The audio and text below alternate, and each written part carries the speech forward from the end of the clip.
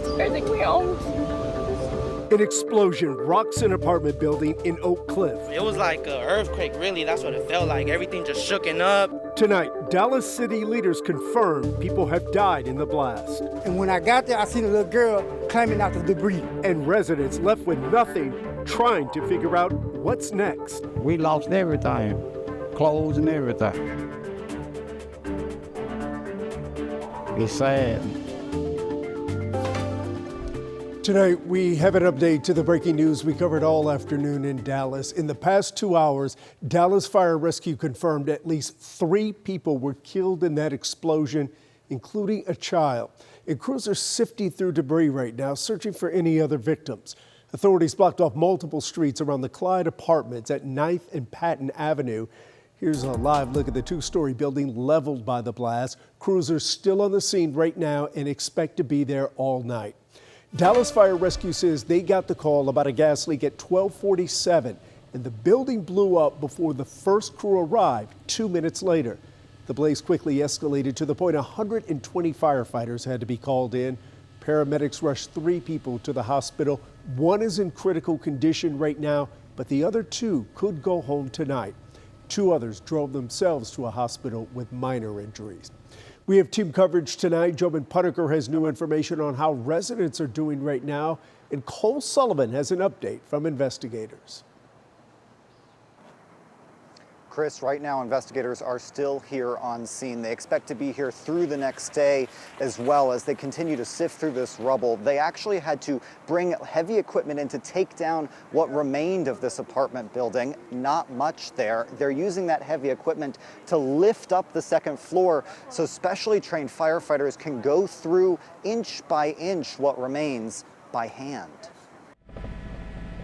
The survivors say it felt like an earthquake. It felt like the commotion was everywhere. The blast, just before 1 o'clock, stopped them cold. All of a sudden, you just hear a loud boom. That boom happens, and then my windows they're on the other side of the apartment. Then they ran. Really, the only thought that I had was, what if it explodes again? The second floor of this 23-unit apartment building in Oak Cliff collapsed. Debris hit the bed where this woman was sleeping only minutes before. But everything from like the top of the floor, like of the apartment, everything like went striking down to mine. Next came the fire, 5 alarm, more than 120 firefighters to put it out in the summer heat. For the people who live here, that would have been my apartment. There's nothing left but stories of survival.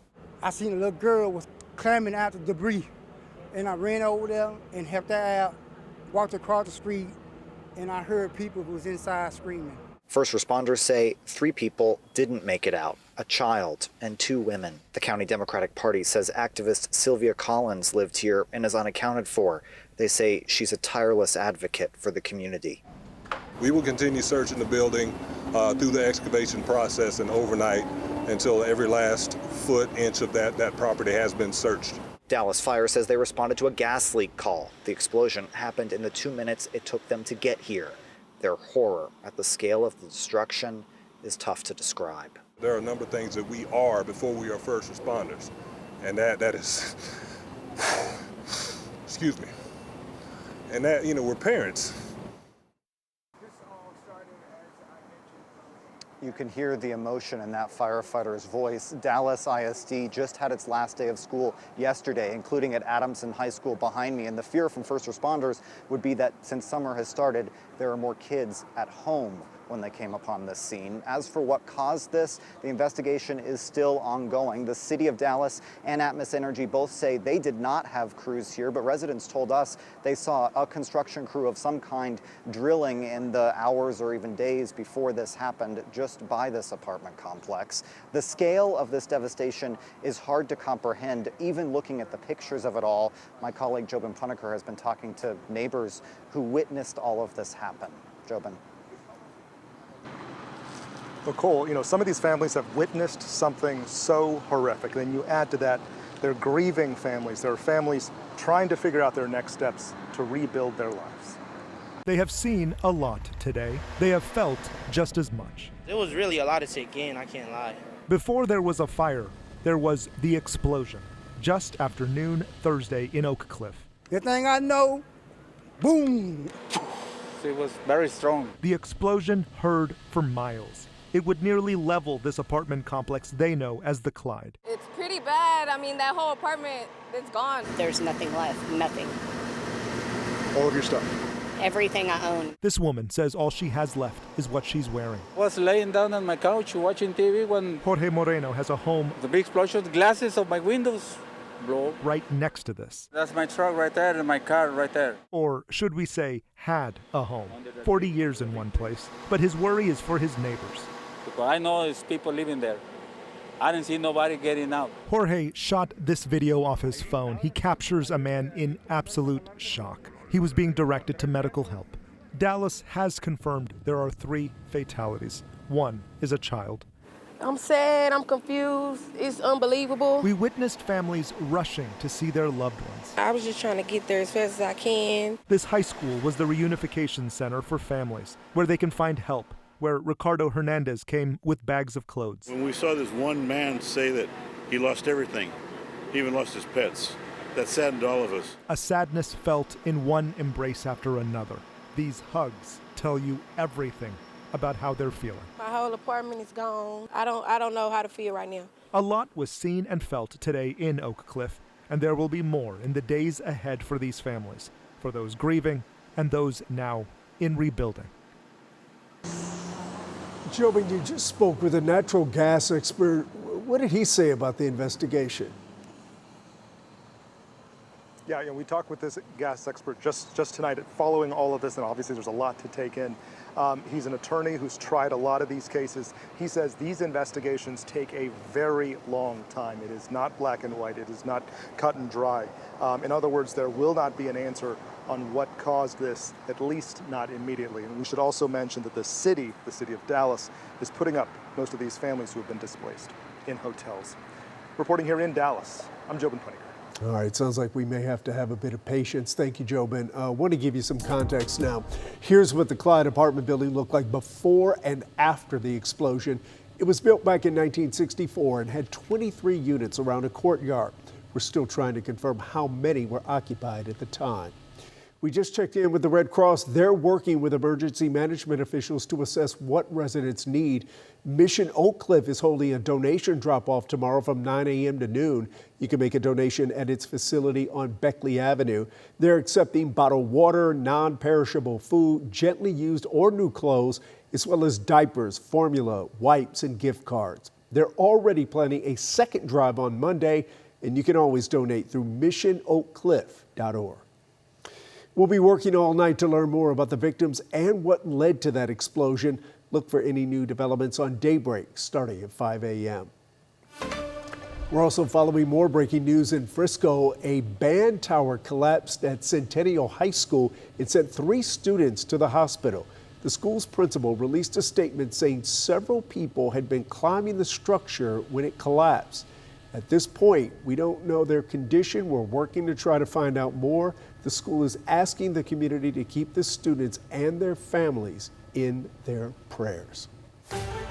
Okay, earlier we saw a few thunderstorms pop up earlier this evening, but look at that, it's all calm now. Chief Meteorologist Pete Delkes has our first look at the forecast. Yeah, Chris, we had about 2 or 3. They fizzled out once the sun started to dip toward the horizon. They lost their energy. There they are. There they go, and they're gone. And overnight tonight, it's going to be a quiet night. Here's midnight. Watch this. Look at that. I mean, maybe a shower here in far east Texas. That's going to be about it. 7 tomorrow morning. I have lots of sunshine. And as we head through the day tomorrow, lots of sunshine, a warm day, a dry day. 98% of us won't see a drop of rain tomorrow. 92 is the high. About 10% of us will see some rain as we head through Saturday, especially to the west of Fort Worth. It's 10%. And it's mainly west of the Metroplex. 93 on Saturday. Dry and warm on Sunday. Almost hot. Remember, my definition of hot is 95 or more. We'll hit 94 on Sunday. So a warm end of the work week, into the weekend as well. I do have more rain in my 14-day forecast. I'll have that. And I think I have some numbers that for many of you, I'm talking rainfall numbers, for many of you it may be a bit surprising. Shocking to some. My full forecast is coming up. All right, thanks, Pete. Now to Wiley ISD, where a principal has resigned after battling controversy over religious materials distributed on campus. The district says a group called Why Islam handed out materials at Wiley East High School without approval. and officials acknowledge serious mistakes were made. That was 3 months ago, and Principal Tiffany Doolin just stepped down. Doolin's worked for Wiley ISD for nearly 20 years, and the district defended her from what it calls targeted online harassment and misinformation. They just put out a statement saying, quote, "Those who know Tiffany Doolin know her character, her heart for her students, and her dedication to public education. Our priority will remain our students, our staff, and the strong relationships within our schools and community." Tonight, we know a lot more about the safety protocols planned for the World Cup with the opening ceremony just 2 weeks away. Organizers are predicting 3 million visitors and claim the matches will be like hosting 9 Super Bowls. We got an update on safety plans, and Tarrant County Sheriff Bill Wayborn warned anyone looking to cause trouble. And if those chuckleheads try to do something, we will come after them. Governor Abbott says local, state, and federal authorities will be coordinating efforts with a particular focus on certain crimes. We're working in particular to focus on human trafficking crimes, to prevent them from occurring in the first place, and to make arrests of anybody involved in it. The first of 9 matches in Arlington is scheduled for Sunday, June 14th. And the work continues to scrub all traces of AT&T from AT&T Stadium. Any signage related to the telecom company is being covered due to FIFA's strict sponsorship rules. It'll be called Dallas Stadium for the duration of the World Cup. And the North Texas World Cup Organizing Committee and North Texas Sports Foundation just unveiled the Texan Golden Boot. The giant sneaker and spur is a permanent art sculpture recognizing the role of North Texas as a host city. It's at the corner of AT&T Way and Stadium Drive. Coming up next, passengers stranded for hours on a roller coaster in Galveston, the rush to get them down. A new push to put President Trump's image on U.S. currency and not just any bill. The Wings taking on the defending champs and AZ Fudd making her first professional start. Find out if it ended up in a win. That's coming your way in sports.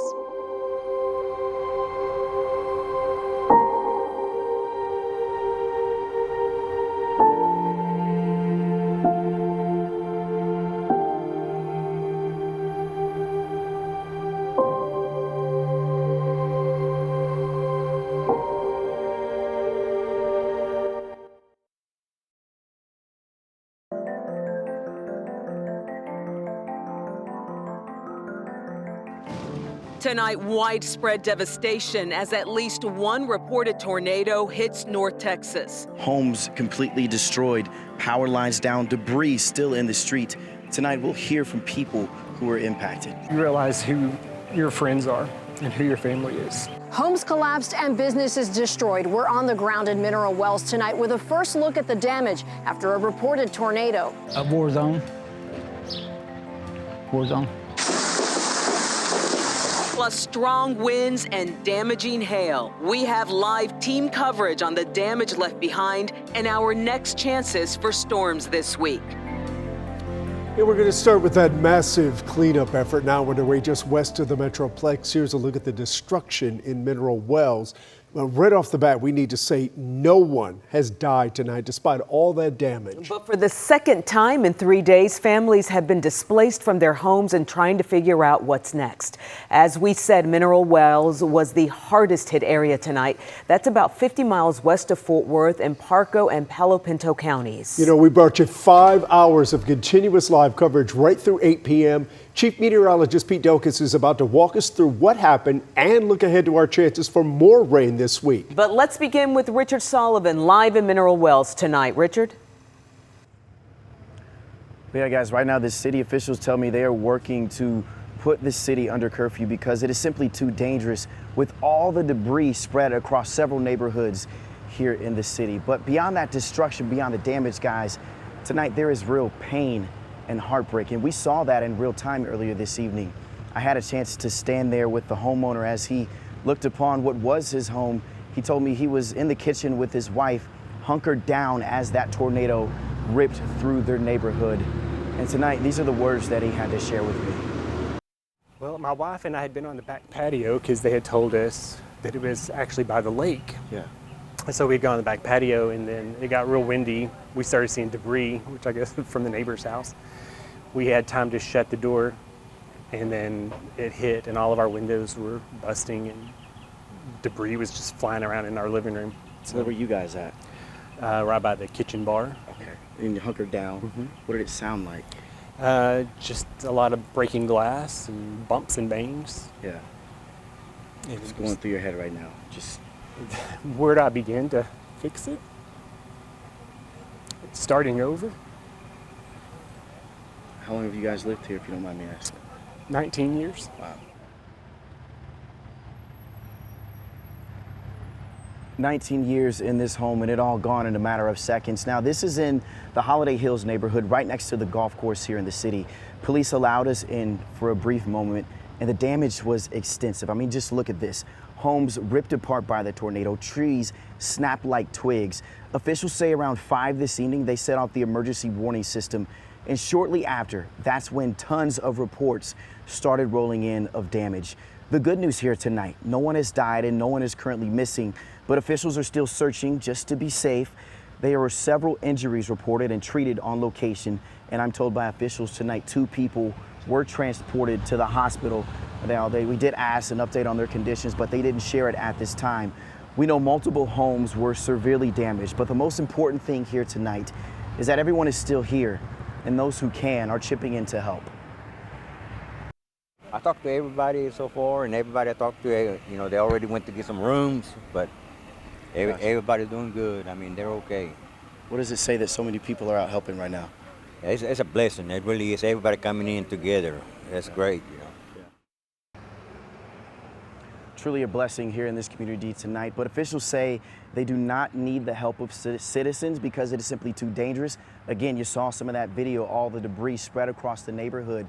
We do know from officials, and I wanted to make sure that we reported this information. If you are needing help here tonight in this area, they say head over to Mineral Wells High School because the cafeteria is open as a center. The American Red Cross is here as well. And we did confirm with the district before the start of this newscast that school will be in session for students, but certainly this community has a long road to recovery. And now I want to send it over to my colleague, Adriana Del Alba, who is also in Mineral Wells. Adriana, where are you at and what are you seeing tonight? Hey, Richard. Well, like you mentioned, you and I have been out here on the ground for hours, and I noticed that home after home, block after block, damage, homes destroyed. The damage here, I liked how you mentioned it. The damage here is extensive, and I'm just going to show you. This is a warehouse, a manufacturing warehouse. It's hard to tell what it even was because the entire front was destroyed. This all used to be glass, and you can see that it's just covered in debris. It is mangled. It's difficult to see what this was in the past. But that is just a glimpse of the damage here. This is near the Country Club Estates neighborhood. It's a pressure vessel manufacturing building. And the people who run this place, they are here tonight and they are devastated. Tonight, they say they don't even know where to begin. And that's the story across several parts of Mineral Wells and Weatherford. That reported tornado damaging homes, tearing down trees, and knocking down power lines. It traveled more than 2 miles. Further south, we met a family whose homes sit on the same piece of land just off of Highway 180 in Weatherford. Neighbors immediately stepped in to begin helping with cleanup there. It was just wonderful to see people coming together for that family in those moments. And the reported tornado tore through it, flipping this mobile home on its side. And steps away, this is the home of a man named John Reeder. He told us he was lying in bed when suddenly the roof flew off. He is okay, thank goodness, and made it through with just a scratch. I was in that room. I was sitting on that bed. And they said, take shelter. I stood up and all of a sudden, I'm just thankful I made it out of there, that's for sure. And as for these business owners for this warehouse, it's going to be a long night. Richard mentioned there is a curfew in place, but these owners say they actually want to hunker down and keep an eye on this property. So a lot of work ahead tomorrow. Daylight really will reveal all of this damage, and that's when the real cleanup effort begins as people start to recover whatever they can. We're live in Mineral Wells tonight. Adriana De Alba. Our thanks to you, Adriana, and Richard Solomon. Just an excellent job out in the field. And to reiterate what Richard Solomon said, Mineral Wells ISD will operate on a normal school schedule tomorrow. You know, and you look at that damage, the Weather Service will go out there tomorrow and they'll make the final determination. But, I mean, it's tornado damage. We know that. I mean, it's got to be an EF2, possibly an EF3. I was talking with Jesse Huila about that. You know, where those roofs are ripped off, that's usually an EF3. Okay. So high-end EF2, probably a low-end EF3. And they'll likely make that determination sometime tomorrow. Probably sometime tomorrow. We'll have that tomorrow evening during the newscast, but just horrible. Thank goodness no one died. Yeah. And thank goodness you guys were here keeping everyone safe. Yeah, For how I mean, many hours straight tonight?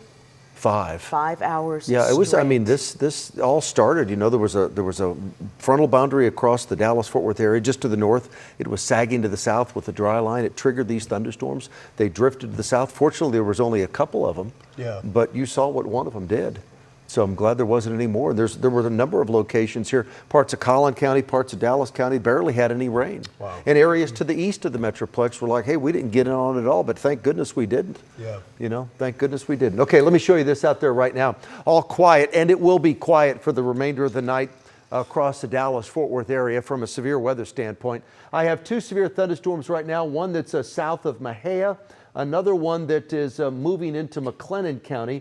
This is just off to the west of West Texas, and then also just to the east of Valley Mills. Both of those, this one's in McLennan County, and this one's down in Anderson County. Both of those will continue to shift to the south down into central Texas. That's it right now. I do have a little bit of rain overnight tonight.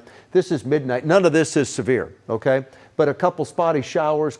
If you hear a rumble of thunder, I have 0 severe weather in my forecast overnight. We start tomorrow with some rain, and I keep some rain around during the morning tomorrow. 30% of us at 7 a.m., 20% of us at noon, 10% of us at noon, 20% at 9 a.m., 10% at 4 p.m., and 10% at 7 p.m. The high tomorrow is only 72. That's about 10 to 15 degrees cooler than what we had today. And wait until you see my high temperature on Friday. Wait until you see this. My 14-day forecast, including a beautiful weekend ahead. We all deserve this one. It's a nice one. It's coming up. And while it wasn't nearly as destructive as the wind, several areas saw some fairly large hail. Grayson Dampier shared this from Godley, the hailstone taking up most of his hand. That part of Johnson County saw some of the heaviest hail. We got this video from Alice Rios, the hailstones bouncing like ping pong balls in her backyard.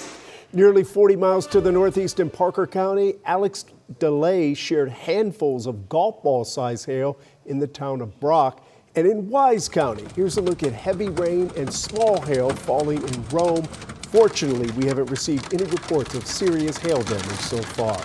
Tonight's another reminder why you should have our free streaming app on your TV. Pete and his team provided hours of continuous coverage on WFAA+. It's free to download and gives you access to radar 24/7 right from your home. Some communities dealing with all that damage from Saturday's storms were hit again tonight. A severe thunderstorm moved through Springtown and Runaway Bay. This is a look at the damage from Runaway Bay before tonight's storm moved through. City officials say there are no reports of any more serious damage tonight. They're telling residents who suffered any new destruction to add that to their report for any state and potential federal help. Meantime, Springtown ISD will remain closed tomorrow. The district says more than 1,000 homes in the community are still without power, and that was before this evening's storms moved through. School has been out all week following the EF1 tornado that hit that community on Saturday night. Right now, the airlines are working to catch up from all the delayed flights at DFW and Dallas Love Field. There was a ground stop in place at DFW for several hours, leading to nearly 300 cancellations and more than 400 delays. Love Field had about 25 cancellations and 150 delays, and given the time, it could impact some early departures tomorrow. Our crews will be working overnight to get more information on these storms, and we'll be live from Parker County tomorrow. We're expecting a clear view of the damage as the sun comes up. So be sure to start your morning with Daybreak at 5 a.m. Still ahead, Fort Worth ISD weighs major change that could result in job cuts and the closure of a school. And how an hours-long manhunt came to an end. A suspect in custody accused of shooting a civilian working for the Fort Worth PD. Tense moments at the American Airlines Center tonight. We will tell you if the Stars can take the upper hand on the Wild in their first-round playoff series. That's coming up later in sports.